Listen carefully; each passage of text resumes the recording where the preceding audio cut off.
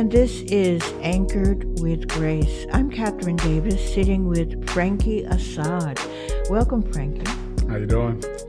I'm doing really, really well. And you are here because in this program, we are doing our best to let people know how an individual is inspired and how they find grace in their lives. So we wanted to talk to you because you are the owner of Brooklyn Bagels, I'm one of the owners, yeah. one of the owners of Brooklyn Bagels.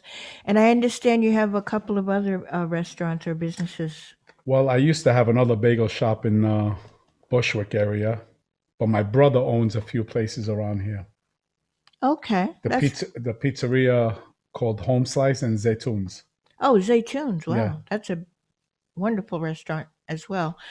So I was thinking about this, bagels to me is like quintessential New York, Yeah, it a is. bagel shop. Yeah, it is. And, it reminds me, I grew up primarily in New York, and I remember as a kid, bagels and how wonderful they are, and going into the shops and stuff. And it's really interesting that you have a thriving bagel shop. How is that possible? And how did you build this business and keep it thriving? Well, this business that I have right now is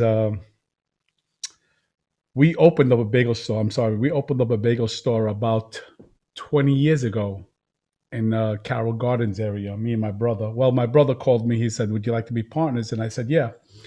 So we opened up a place called F-Line Bagels. And F-Line Bagels was a theme like you're walking into a train station. Unfortunately, the MTA didn't like it. No. No, they didn't like it. They uh, they came back with us with a whole bunch of lawyers. Oh, no. Yeah, so we unfortunately we sold the business, and I was in Zaytoons eating while I was driving.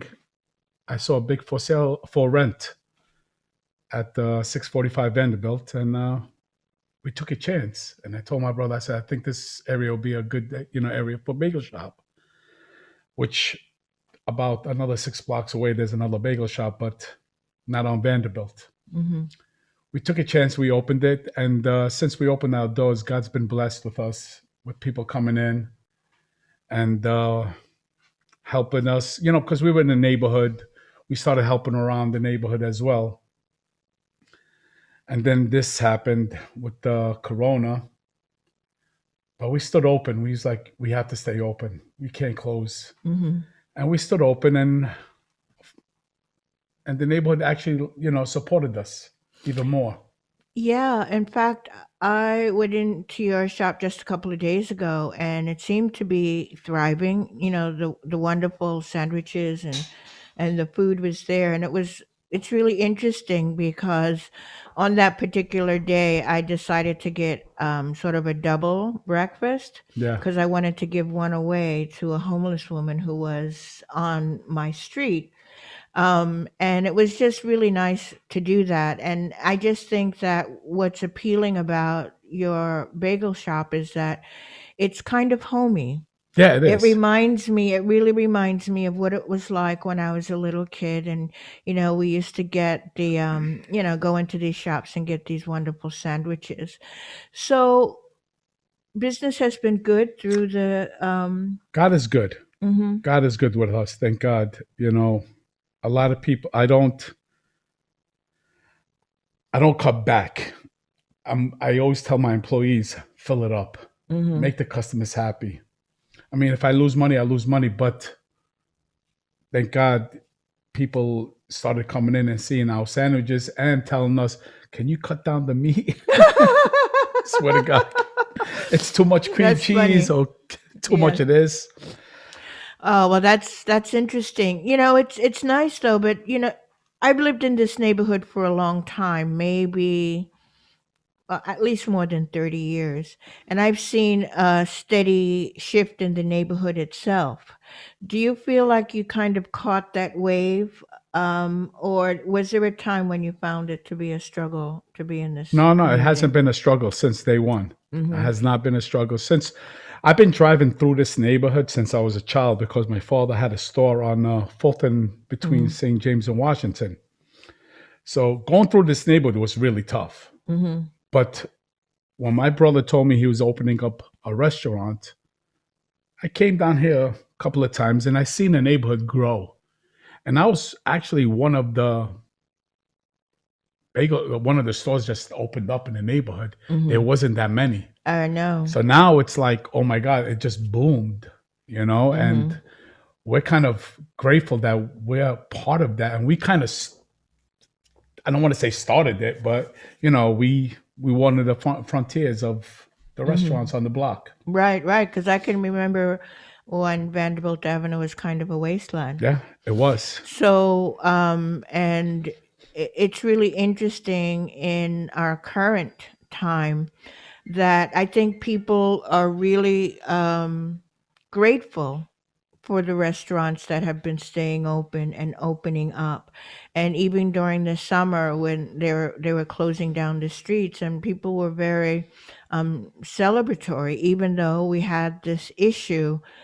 New York is, I find, to be extremely resilient, Strong. and it was really nice to be able to get there and to either do takeout or sit outside.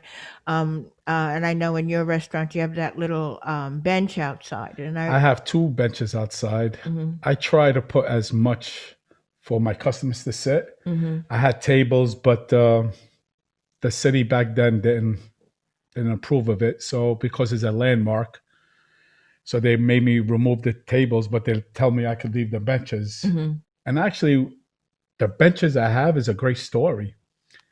One of the benches is from a customer that told me I would like to build a bench for you.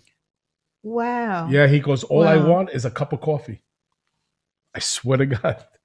And it's the bench with the cast iron. Mhm, And the mhm. other bench was actually crafted by a bunch of inmates. Wow, Yeah, that is and fascinating. it says it right on there. So I Mhm. like to get things that's not made somewhere far away or something. I like to be around the neighborhood and help, and they could help me as well. And I love that because I actually think that that is what is going to be needed for the city to really recover. Yeah, And I think we don't need the big box stores and the huge manufacturers. the People, corporations. yeah, people can support the small businesses in their neighborhoods, and the small businesses are the ones that are here for us when we need something. We're a bunch of Or, mom and pops, yeah. you know. And I think, and that's the city that I remember. So,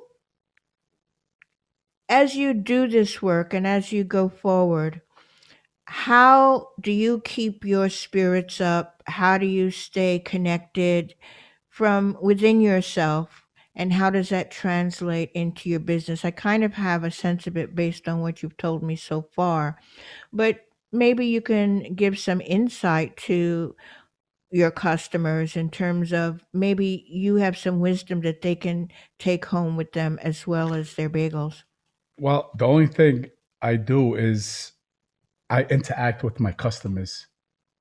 I don't stand behind the counter. I do stand behind the counter. I help out my employees so my customers can see I'm not just a boss. I work with the line guys. And sometimes I'm outside interacting with my customers. I get to know them. I want them to know who I am. I'm not this guy is a rich millionaire that came. No. I'm a struggling guy just like them that try to make ends meet and trying to provide for my family just like they are. I do help out the customer. There's plenty of customers that come in. Oh, I forgot this. I forgot that. Don't worry about it. You know, come back next time. You want a cup of coffee on me? Go ahead. Don't worry about it. I interact with them. I show them who I am so they could understand.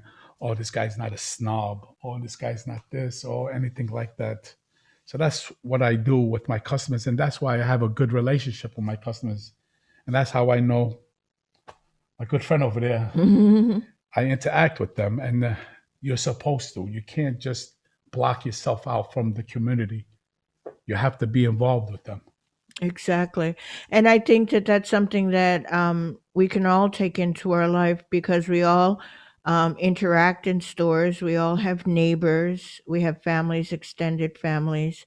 And if we can begin to work with each other and interact with each other as fellow human beings Exactly. and not walk around afraid No, that something might happen or we shouldn't get close or whatever it is, everybody should be safe for sure, but um, that's no reason to think that you are completely alone in the world. exactly. Exactly. I had a cousin of mine who was a partner with my brother who passed away on Father's Day. So they had a ritual in front of the restaurant, and Hmm. it turned out beautiful because there was a lot of neighbors that came, a lot of people that came that supported this this this person. How everybody was talking highly about him, and I'm like, wow, this is this neighborhood.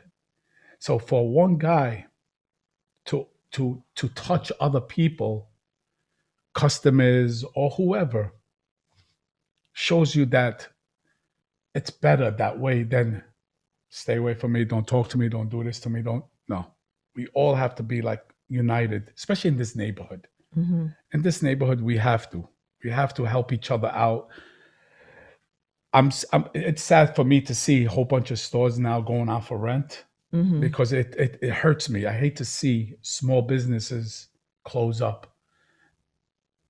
There had to be like three, but then again, there was a comeback, and now it's rented. Hmm. So now I'm feeling a little more better because the neighborhood's getting full again.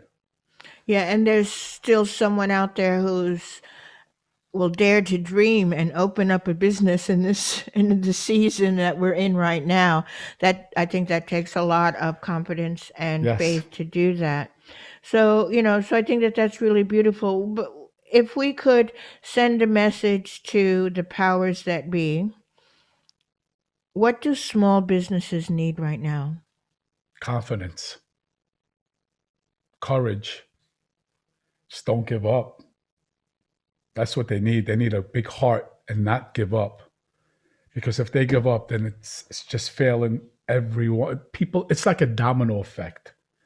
Once one leaves, the rest leave. The same thing when this happened with the COVID, people started moving out of the neighborhood. We Hmm. have to stay, and we have to work together. We can't just let something beat us. We're Brooklynites. We're strong. We're tough, Hmm. and we just got to be there for each other. That's what I think that could help out. If, for instance, yeah, the other day some guy came up to me and he was like, "I'm scared to open a business," and I told him, "If you need help, just give me a call. I would help you anytime. I got vendors, I got people, I got anything you need. Just let me know." And he was so grateful for that.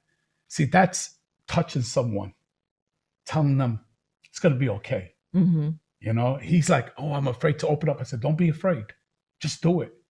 You know, the city, if you could reach out to the city, they could help you, especially small, mom and pop stores, not these big corporations that I don't even, look at anymore. But, Hmm. and I told him, he was like, he gave me a hug. He was like, something, thank you very much. You inspired me for doing something. I was like, whatever you need, just take. And I just met him.